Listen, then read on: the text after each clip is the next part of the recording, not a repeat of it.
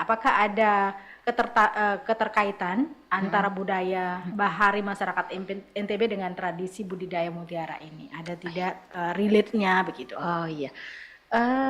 Sebenarnya kalau tentang budaya ya, mutiara itu kan ada di lautan ya Bu ya. Maksudnya dia bisa bertumbuh berkembang di laut. Eh, jadi apa ya? Mutiara itu bisa seperti ini. Dia indah itu dengan apa ya? Dia kayak kelilipan itu gitu loh.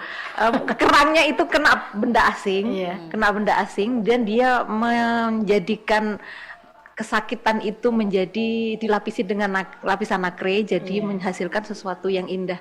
Jadi filosofinya itu sepertinya kita harus bersabar, tenang menghadapi semua hal, ujian apa. Akhirnya akanlah muncul mutiara yang indah itu gitu. Seperti Yang itu. jelas usaha itu tidak pernah mengkhianati hasil begitu ya. Itulah jadi yang barangkali bisa dilukiskan dengan si mutiara yang tadinya sakit tapi menjadi indah ya. Iya itu seperti itu.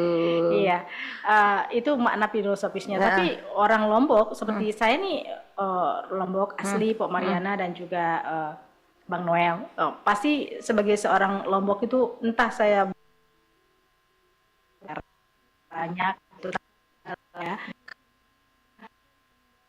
Ini kayak anggur tempo Iya.